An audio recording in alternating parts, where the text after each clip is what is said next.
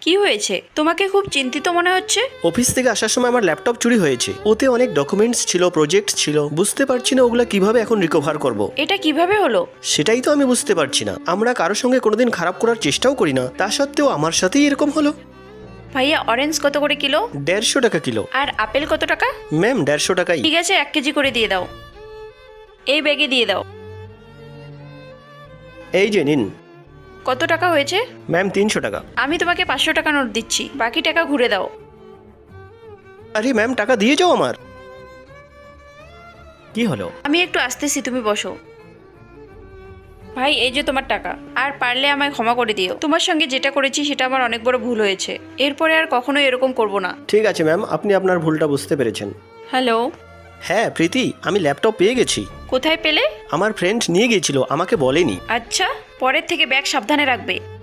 Thank god.